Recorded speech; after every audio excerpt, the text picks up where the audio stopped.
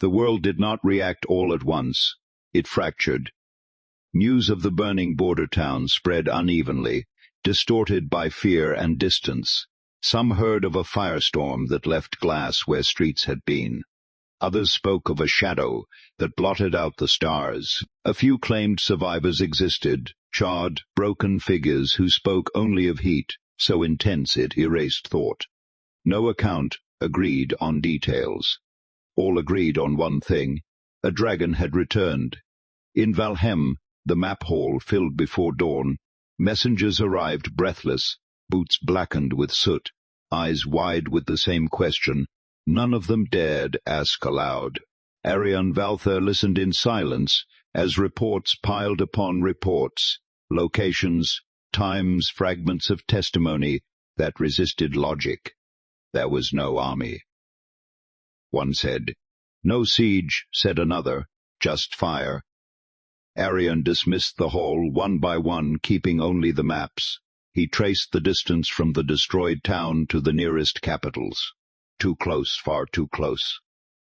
This was not a warning strike. It was a declaration. He ordered riders sent to every neighboring crown, not with demands, but with truth. Whatever followed would not be faced alone, or not survived at all. South of the plains, Lyrian Vale counted the living. They had escaped the worst of the fire, but the night had taken its toll. Some were burned. Others had fled into the dark and not returned. Children clung to parents who no longer had answers. The air still smelled of smoke, carried by winds that refused to settle. Lyrian knew they could not remain together. A large group moved too slowly, drew too much attention. At sunrise, she made another choice. She would take the wounded north, toward stone walls and soldiers who might still believe in protection. It was a risk, but staying was death delayed. In the east, Elmira Knox worked without rest. Ancient instruments lay scattered across her chamber, their readings fluctuating wildly. Ley lines once dormant now surged with uncontrolled energy. Places that had been magically silent for centuries flared to life. The balance was gone. The dragon's awakening had not merely burned a town. It had torn open restraints, woven into the world itself. Elmira understood now that this was not a single event, but a chain reaction. Break one bond, and the others follow. She began to write, warnings, explanations, truths long hidden. She did not know who would read them. She only knew the cost of silence had become too great. In the west, Tharek Ironblood wasted no time. He marched, not in full force, but enough to make a statement. His banners moved toward contested borders under the pretense of defense. He allowed rumors to spread unchecked stories of dragons hired, as weapons of kings already negotiating with fire. Fear, he knew, traveled faster than armies, and fear could be shaped. Above shattered stone and scorched earth, Kaeldrick circled, once before vanishing into cloud and distance. He did not linger. Judgment did not require spectacle. Below him, survivors wept over ruins that would never be rebuilt. Their suffering was not the point. Memory was. The world needed to remember what CROWNS had forgotten, and in chambers where decisions were delayed, and in corridors where whispers carried more weight than swords. The Veiled One ensured the shock did not unify, but divide. Each kingdom received a slightly different truth. Each ruler heard a version that confirmed their worst suspicion about their neighbors. By nightfall, borders tightened, armies mobilized. Old grudges resurfaced. The first fire had not killed a crown, but it had cracked them all. Councils of fear demanded answers. Power demanded control. Across Asterion, thrones convened councils not to seek truth, but to decide which truth would be most useful. The dragon's fire had shattered certainty, and in its absence, rulers clutched at narratives the way drowning men grasp at debris. In Valheim, Arion Valthar stood before the assembled lords of his realm, his crown resting on the table rather than his head. This was not an attack meant to conquer, he said. It was a message. A murmur rippled through the hall. A message from whom? One lord asked. Arion met his gaze. From the past, some scoffed. Others shifted uneasily. Many had grown rich and powerful in the long peace. They had inherited stability and mistaken it for permanence. Our borders still stand, another argued. One town burned does not mean war. Arion's voice hardened. One town erased without resistance means every border is meaningless. He proposed a summit, an unprecedented gathering of crowns to share knowledge and coordinate defense. The suggestion was met with polite hesitation and private dread. Unity required trust. Trust was in short supply. Messages were sent regardless. In the Iron Realms, the northern kings answered with silence. Their fortresses had not been touched. Their scouts reported no movement beyond the ordinary. Winter had taught them skepticism toward southern panic. Still, they reinforced their passes. In the maritime crowns, councils descended into accusation. Each harbor kingdom suspected the others of secret dealings, of bargaining with dragonfire to dominate trade routes. Fleets were recalled. Prices rose overnight. Coin moved faster than reason. To the south, the verdant realms argued among themselves. Some demanded immediate retaliation against imagined enemies. Others insisted the fire was divine punishment, a sign that ancient laws had been broken. Priests gained influence as generals waited for orders that never came. And in the east, no crown spoke at all.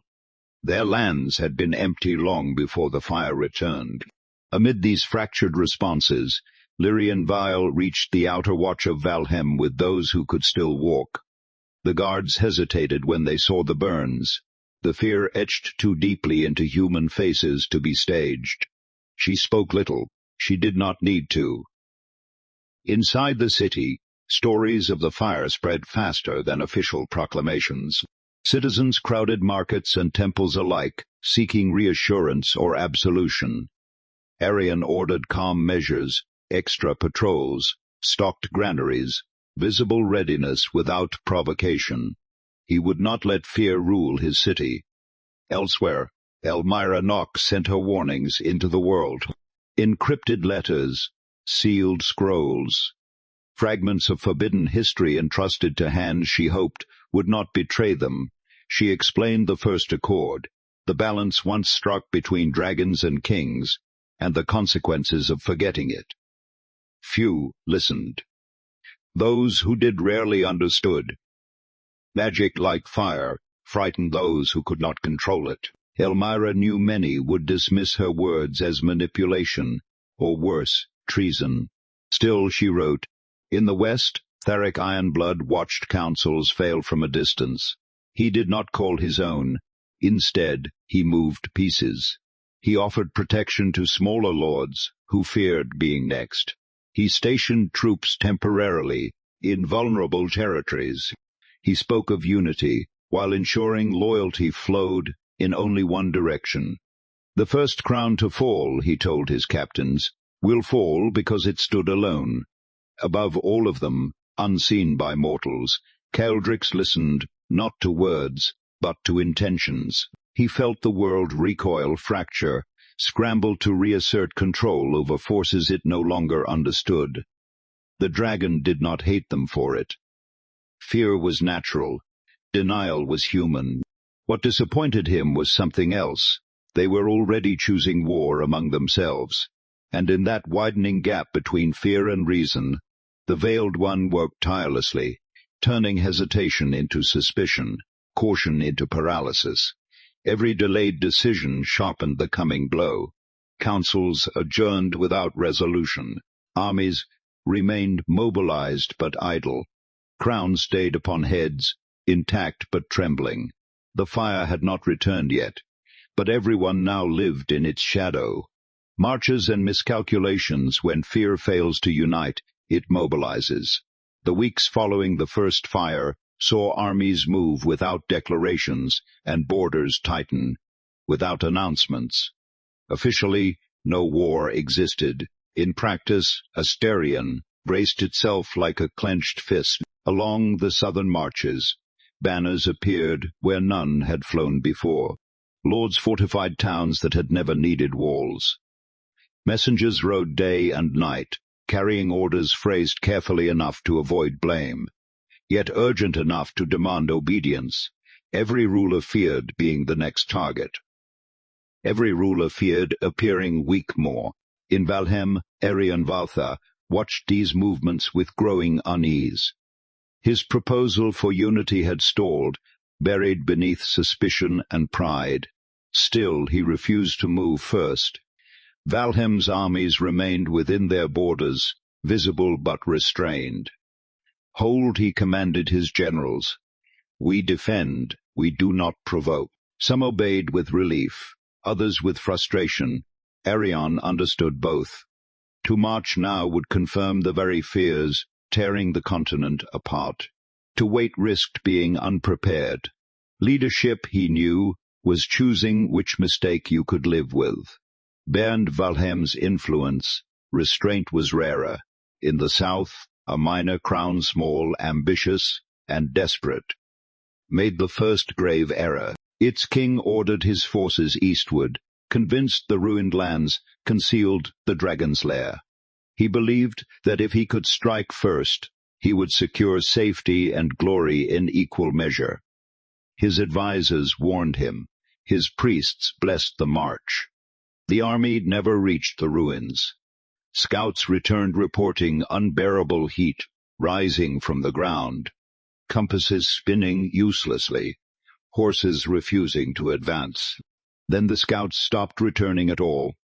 Still the king pressed on. That decision would be remembered. In the west, Tharic Ironblood exploited the chaos with ruthless clarity. He positioned his troops along trade routes, offering escort and protection in exchange for allegiance. Smaller lords, fearing abandonment by larger powers, accepted. Each agreement strengthened Tharic's reach without a single battle. This is not conquest, he told himself. It is preparation, and preparation, unlike diplomacy, produced results. Far from armies and councils, Lyrian Vale witnessed the cost of miscalculation firsthand. Refugees arrived daily, some burned, some starved, some simply broken. They spoke of patrols firing on shadows, of villages evacuated on rumors alone, of neighbors turning on each other at the mention of dragons. Fear had become contagious. Lyrian escorted groups north when she could, but many roads were closed. Valhem could not shelter everyone. No city could. One night, a messenger arrived from a southern stronghold, the same minor crown that had marched east.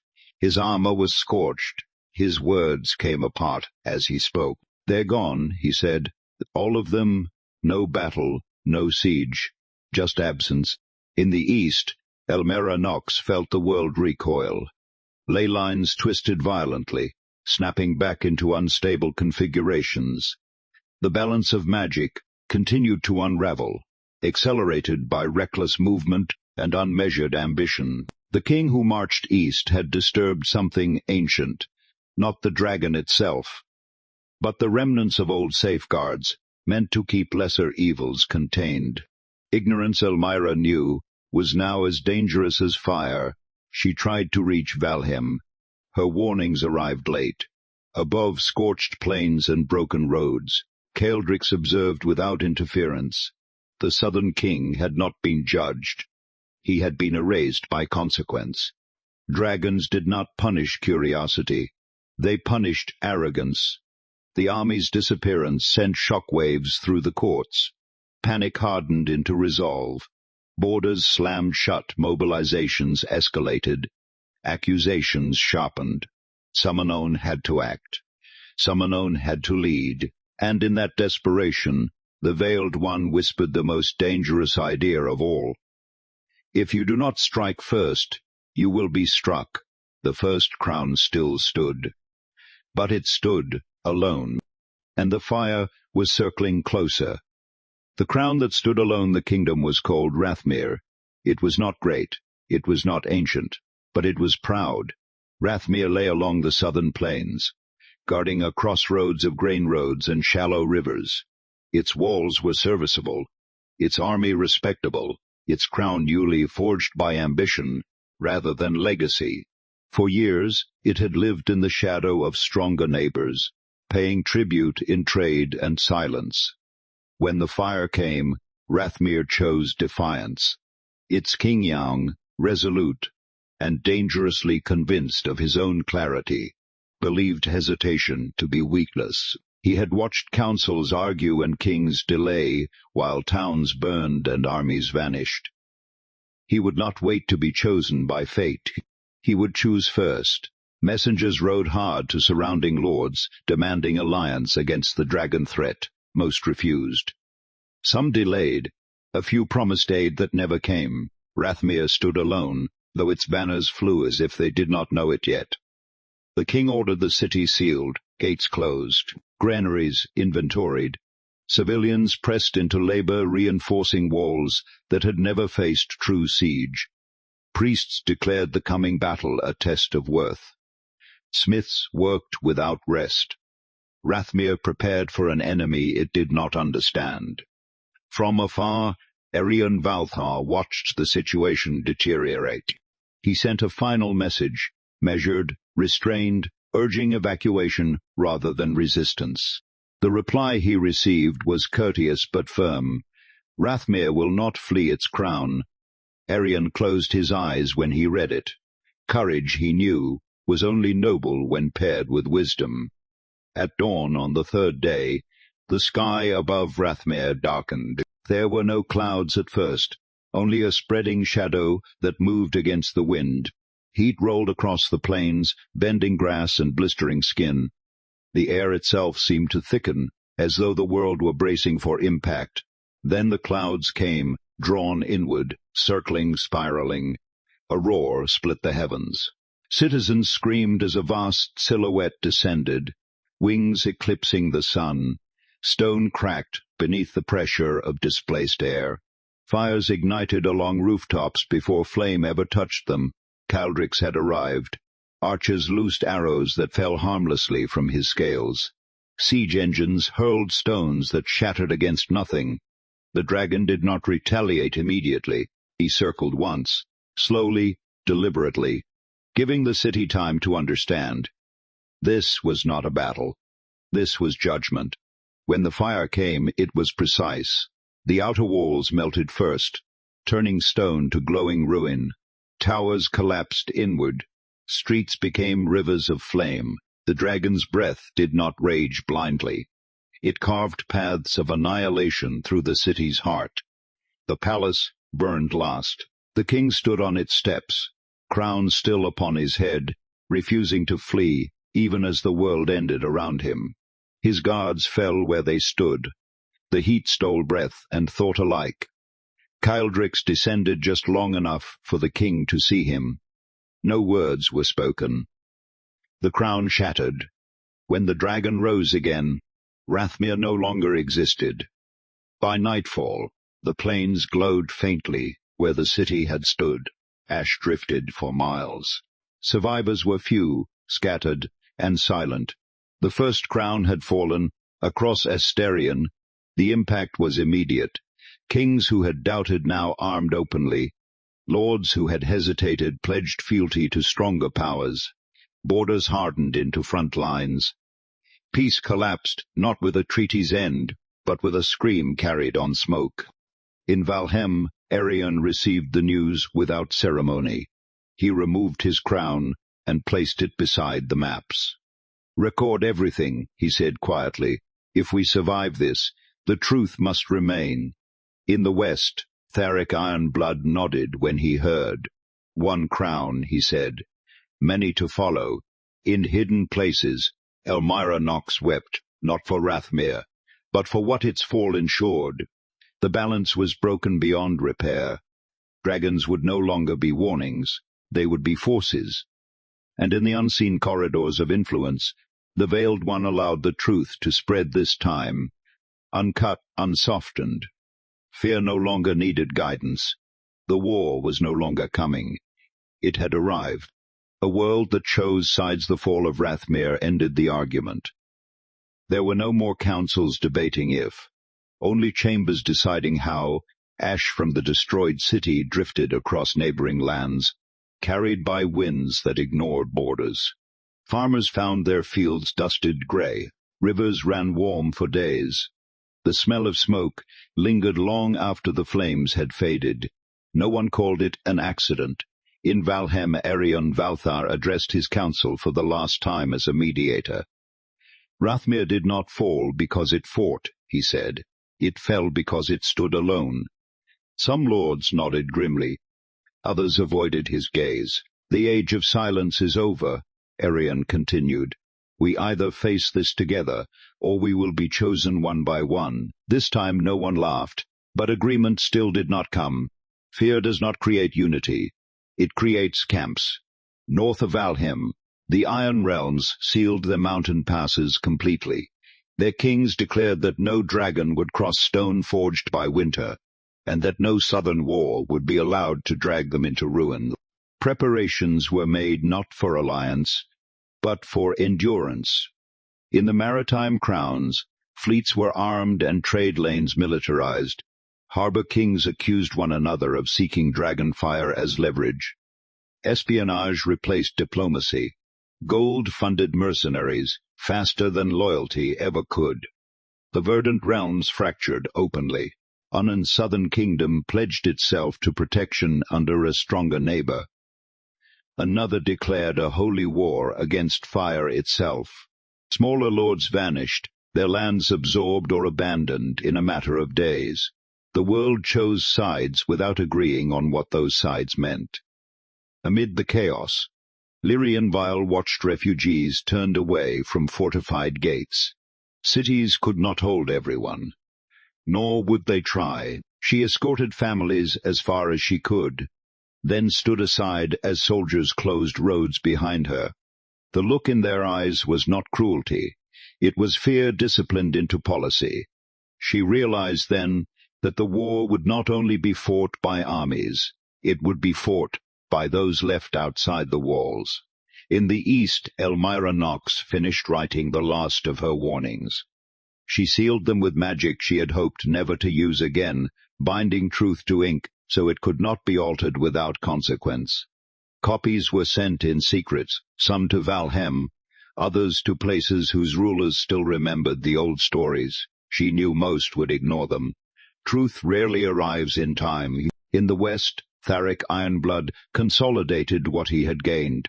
He did not celebrate Rathmere's fall, he studied it, the precision, the timing, the message. He understood now that dragons were not weapons to be aimed, but forces to be anticipated. If crowns were to fall, it would be better to decide which fell last.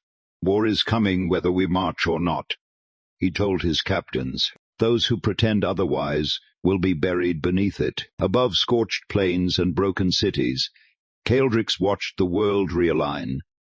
The first crown had fallen exactly as the old laws predicted. Not because the dragon sought dominion, but because mortals had forgotten restraint. Caeldrix did not feel satisfaction.